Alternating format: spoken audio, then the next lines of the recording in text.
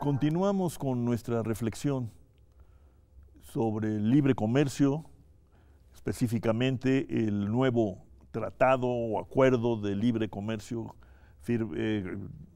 convenido con los Estados Unidos y Canadá, el anuncio del presidente Peña de que firmaría el tratado o acuerdo el 30 de noviembre, y luego los retos y oportunidades que abre no el tratado por sí solo, sino el nuevo panorama mundial que surge de la gran recesión 2008-2009, tanto en las llamadas cadenas de valor como en el papel que está jugando la innovación para modificar las estructuras productivas y sus resultados, Fernando.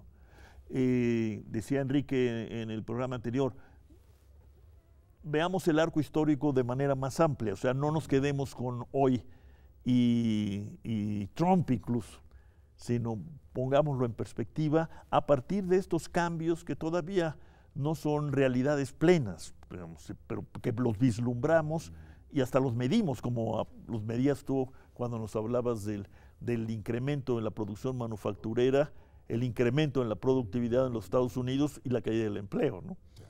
Base social originaria del triunfo del señor Trump, por cierto. Sí, efectivamente, estamos ante una situación en el mundo en que el proteccionismo, particularmente la lucha por la hegemonía económica y política del mundo entre China y los Estados Unidos, se ha manifestado en especial en materia comercial. Y esto ha traído también como consecuencia el llevar a cabo por parte de la administración Trump un deterioro de lo que puede hacer la Organización Mundial del Comercio. La Organización Mundial del Comercio tiene la joya de la corona, como le han llamado, es su sistema de solución de diferencias. 7 jueces. Estados Unidos ha bloqueado ya la selección de 4 de esos 7 jueces, quedan 3, que es lo mínimo necesario para que funcione el sistema de solución de diferencias. Dentro de un año quedarán 2, ya no funciona. Entonces, la ventaja que ha tenido México es, con el nuevo tratado, el tener, en primer lugar, el poder escapar, por llamarlo de alguna manera, al furor proteccionista, y por el otro lado, porque se está amenazando a todo el mundo, se está amenazando a los automóviles, a Europa, entonces esto nos aísla, nos vacuna de cierta manera y tenemos la solución de diferencias. Ahora, ¿qué es lo que hacia el interior del país puede pasar? Desde luego nos están dando, eso nos proporciona una oportunidad, como decía yo en el programa anterior, que es el mercado de los Estados Unidos, pero al mismo tiempo proporciona un incentivo para también aislarnos del resto del mundo, lo cual sería un error terrible. Nosotros en este momento importamos el 80% de nuestras importaciones procedentes de China, 80% son insumos productivos. Para poder exportar. Para el mercado interno y para poder exportar. Entonces, si de pronto decidimos que lo mejor es volver a un modelo de sustitución de importaciones regional, como alguna vez lo tratamos de hacer con América Latina y fue un fracaso rotundo, esto desafortunadamente, porque era una idea maravillosa la que se tenía en los años 60 con la LALC, etcétera. Si lo tratamos de hacer para América del Norte, vamos a fracasar también, porque América del Norte va a perder competitividad frente se va a encarecer y nos encareceríamos nosotros. Y perderíamos competitividad frente al resto del mundo. Enrique Provencio. Quiero señalar 2 puntos y terminar con una pregunta también para el embajador. Uno, el que se refirió al de los organismos internacionales de comercio y lo amplió en general hacia los organismos multilaterales. El panorama es ominoso. Estados Unidos de tiempo atrás ha tenido una posición que cuestiona la participación y el protagonismo de algunos organismos, por ejemplo, la UNESCO, pero ahora claramente la Organización Mundial del Comercio y los organismos ambientales. Y eso también para México crea un panorama que creo tiene muchas implicaciones para la política nacional. Si el panorama de una mayor integración y sustitución de importaciones regionales en América del Norte no tiene buenas perspectivas, tampoco puede que las tenga un aislamiento relativo de México ante el mundo, siguiendo ese tren del debilitamiento de los organismos multilaterales. Esto es política exterior que no debería ser solamente un asunto de los diplomáticos y de las cancillerías, sino de las sociedades. ¿Y qué queremos ante el mundo? Y yo no veo otro camino que un mundo organizado con instituciones multilaterales en las cuales se mantengan esos mecanismos de decisión y de voto distribuidos en el mundo. Y no hay otro mecanismo para frenar las pulsiones hegemónicas, por ejemplo, las del presidente Trump. Eso por un lado. Y le regresaría el tema al embajador de Mateo. Y el segundo es que estamos ante una situación que llamaría paradójica, porque por un lado, estas tendencias proteccionistas son un hecho, se están manifestando con decisiones concretas en los aranceles, Estados Unidos por lo menos, pero por otro lado, México ha continuado con su política de adopción de tratados de libre comercio y de hecho estamos ante uno nuevo, que es el Transpacífico. Y todo esto en el contexto de la desilusión del comercio internacional, ¿qué nos representa? Lo único que a mi juicio queda claro es que ya no podemos confiar solamente en el jalón externo por la vía del incremento de las exportaciones, al menos no en la manera en la que ha ocurrido hasta ahora. No, que no ha sido en que confiamos, ¿no? Que confiamos, no fue suficiente para generar un desarrollo y ni siquiera un mayor crecimiento en los últimos 25 años. Por eso, viendo para adelante, cómo tenemos que observar y tratar al libre comercio. Sí, yo estoy totalmente de acuerdo, ¿no? El multilateralismo es algo que debemos apoyar, lo debemos apoyar en todos los frentes, en el frente comercial, en el frente ambiental, en el frente financiero, o sea, algo que los Estados Unidos impulsaron desde finales de la guerra y que ahora el presidente Trump ha echado para atrás. Y ha sido algo que ha sido benéfico para todo el mundo, o sea, quien más se ha beneficiado de la OMC ha sido los Estados Unidos y China. Quien más se ha beneficiado de un sistema financiero internacional ha sido los Estados Unidos, porque Estados Unidos tiene un déficit comercial que financia imprimiendo billetes. Digo, pues, sí, ellos tienen lo que se llama el exorbitante, el privilegio exorbitante. El privilegio del señoriaje. Decía Giscard d'Estaing. ¿No? Exactamente. ¿Sí? Entonces, es fundamental para México el que el multilateralismo sea, no solamente sobreviva, sino que se fortalezca la OMC. Que tengamos nosotros acuerdos de libre comercio con, ahora van a ser más de 50 países con el TPP-11. Esto nos ayuda mucho.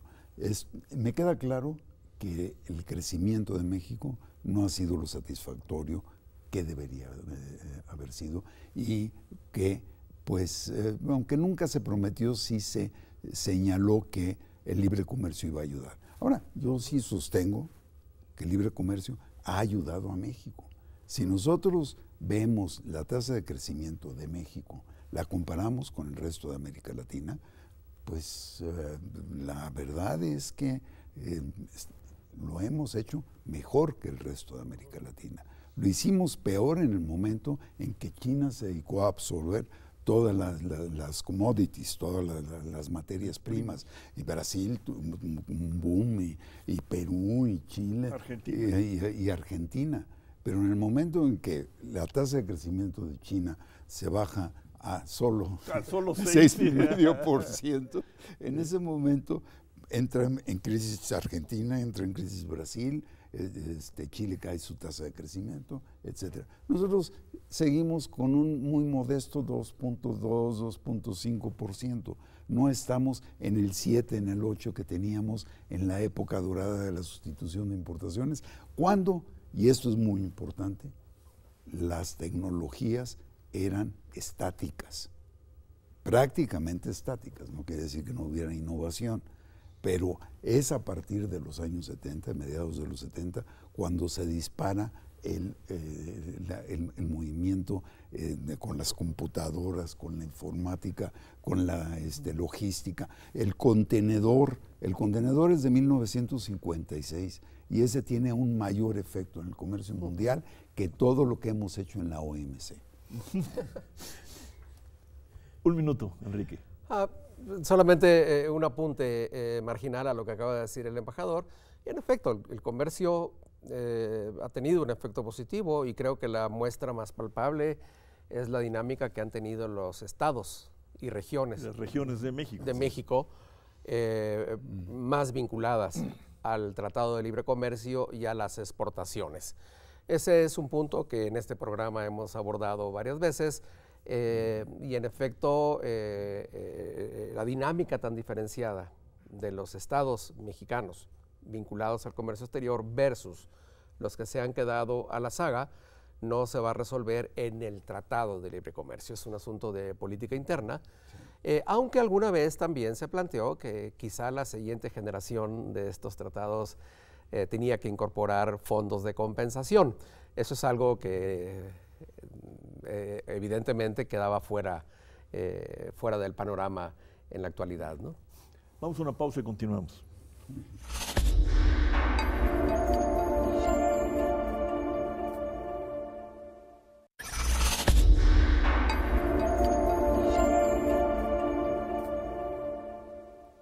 Fernando de Mateo, sí, si nos comparamos con el desempeño del promedio y de los países importantes de América Latina en los últimos años, el nuestro ha sido mejor o menos malo. Pero desde el punto de vista de las necesidades del país y de sus potencialidades, que es otro criterio de evaluación, pues no podemos cantar victoria. Es más, yo creo que social y productivamente ha sido insatisfactorio el desempeño mexicano. Nosotros, por ejemplo, en este informe del desarrollo en México, que produce el PUED bajo la coordinación de Enrique Provencio, sostenemos que lo mínimo a que debemos aspirar a crecer y podemos crecer es al 4%, o sea, al doble más o menos del promedio que hemos vivido de los últimos 30 años. El libre comercio, dice la UNCTAD, pues es como una quimera, ¿no? Más que una desilusión, es una quimera. Sí. ¿Qué hacer entonces para aprovechar lo que no es quimera, que es capacidad de exportación, cambio técnico, asociación con las grandes turbinas, digamos, del cambio económico mundial, que, como lo has dicho, pues siguen en buena medida instalados en los Estados Unidos de América, con el que vamos a ser socios de nuevo, ¿no? ¿Cuál es la tarea para México en esta perspectiva abierta por el comercio mundial, por la gran recesión, por el cambio tecnológico? Sí. Sí. Y la gran pelea por la hegemonía económica y política en el mundo, ¿no? Yo estoy totalmente de acuerdo que no es posible el decir vamos a crecer al 2.5% cuando el crecimiento de la población es del 2.1%. Eso hace que el Producto Interno Bruto per cápita crezca marginalmente. Esto es algo que no se puede, que no se puede hacer. No puede ser meta. No es una meta, ¿no? Efectivamente, nosotros tenemos que buscar el cómo crecer más allá de lo que lo hemos hecho hasta ahora. ¿Qué hemos hecho mal? Desde mi punto de vista, lo que hemos hecho mal, el libre comercio no es como se plantea, no es un medio en sí mismo, y no es no cura todo, no cura el mal de amores, por ejemplo, eso no lo va a curar, ¿no? Son diferentes políticas que tienen que que manejarse al mismo tiempo. Por ejemplo, en México la tasa de inversión es una de las más bajas en América Latina. La tasa de ahorro es bajísima también. Entonces, si nosotros unimos estas dos cosas, dejamos de lado el libre comercio lo podemos dejar y no va a pasar nada. Es más, si cerramos el libre comercio, si lo que buscamos es cerrarnos otra vez, lo que va a pasar va a ser un desastre. Entonces, tenemos que dar por un hecho y mantener libre comercio y al mismo tiempo hacer políticas que permitan un mayor desarrollo del país. ¿Y nos lo permite o impide el nuevo convenio? Bueno, depende. El nuevo acuerdo no va más allá de lo que teníamos en el anterior, salvo en algunas cosas que antes mencioné. No hay realmente un gran cambio. Ahora, si lo que nosotros nos dedicamos es a empezar a buscar campeones industriales, esto tiene dos problemas. El primer problema es que no ha funcionado. A Brasil no le funcionó. A Brasil, cuando quiso hacer su computadora, el chiste que hacían los brasileños es que esa computadora no tenía memoria, sino un vago recuerdo. Entonces, el buscar campeones no es el dar subsidios específicos a la producción de bienes específicos, eso va en contra de la OMC, no va en contra del tratado. Esto es algo que nos van a llevar, incluyendo lo de los precios de garantía de que se está hablando, de la manera en que se va a entregar. Eso es violatorio de la OMC. Entonces, hay que pensarlo bien cómo se va a hacer. Desde luego al campo hay que ayudarlo, pero hay que ayudar a ciertas partes del campo. En otras partes del campo hay que dejarlos hacer. México se ha convertido en una potencia exportadora de productos agrícolas, pero no son los productos agrícolas que siempre hemos querido el que nos convirtamos en una potencia exportadora. El maíz, que no somos productores eficientes de maíz amarillo, lo somos de maíz blanco, que es el que comemos y que no tiene ningún problema en su abastecimiento en México.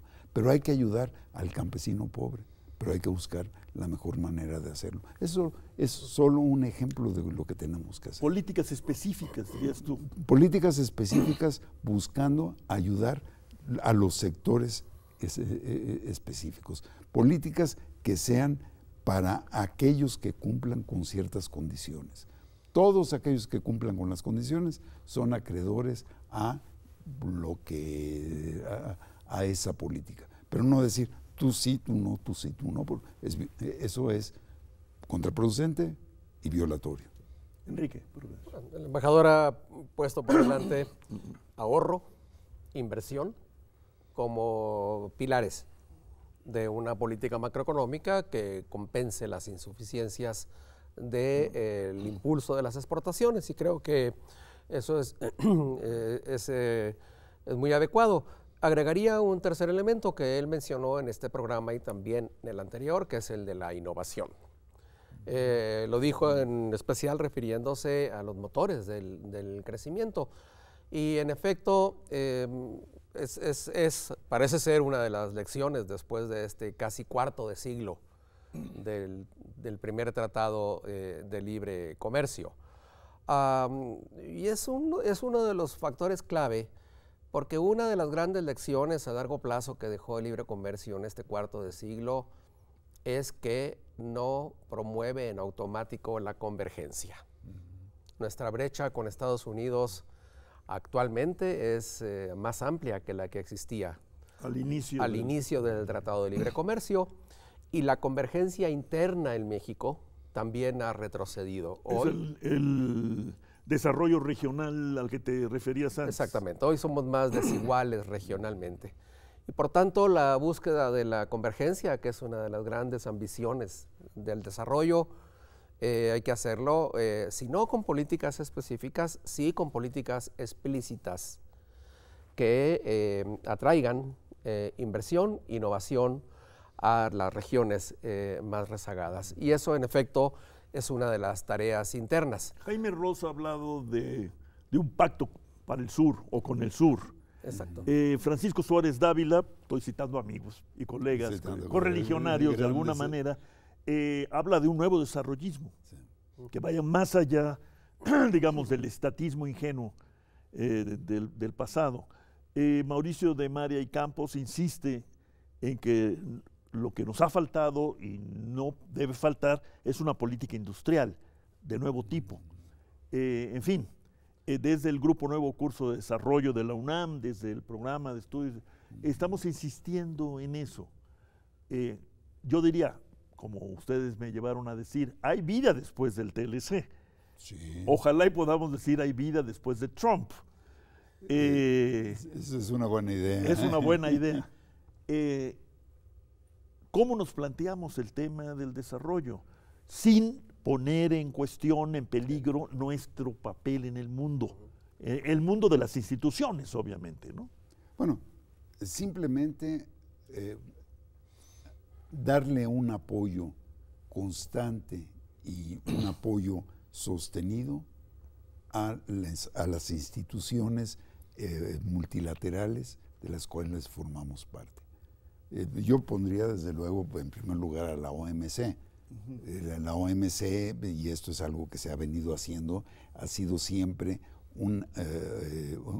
México ha sido un aliado, se llama amigo del sistema, es parte de los amigos del sistema en la OMC. Tenemos que seguir haciéndolo y seguirlo apoyando. Tenemos que lograr que los acuerdos de libre comercio se sostengan de la OMC. Sin OMC, los acuerdos de libre comercio lo que van a empezar a hacer, van a ser lo que teníamos en los años 30, que van a ser bloques antagónicos. Un regionalismo no abierto, como dijo la CEPAL, sino cerrado. Un regionalismo confrontacionalista, con devaluaciones competitivas, con aumentos de aranceles, algo que sería muy peligroso. Eso llevó a una guerra. Y no quiere decir que esto no lleve a una nueva guerra. Lo que está sucediendo entre China y Estados Unidos es muy peligroso. Ahora, China inteligentemente está reduciendo sus aranceles. Así es. Y ayer convocó el presidente de nuevo en su reunión de Shanghái, creo. En Shanghái, exactamente. A mantener el libre comercio y que va a bajar aranceles. Y va a seguir bajando aranceles. Y se va a convertir en más gran importadora que antes. Exactamente. Es parte de la lucha hegemónica. Es una gran parte de la lucha hegemónica. Enrique Provencio. Bueno, y esto, aunque sea ya terminando, me remite al tema de la diversificación, que ha sido también una vieja aspiración mexicana.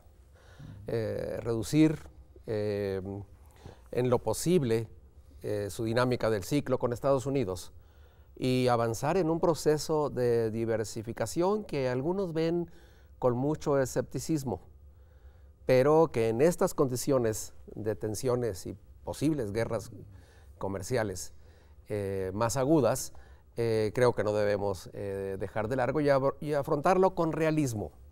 Es lento, seguro llevará mucho tiempo, pero no lo podemos dejar fuera del escenario, creo. Y tenemos entonces que cambiar nuestra visión del libre comercio o del comercio mundial, digamos, comercio internacional. Yo diría... ¿Tú la cambiarías? No, yo diría que habría que insistir en ella, que habría que insistir en continuar. Estoy totalmente de acuerdo con la diversificación. Ahora, la diversificación, ¿hacia dónde? América Latina importa en total algo así como 1,000 millones de dólares. México exporta en total 400,000 millones de dólares.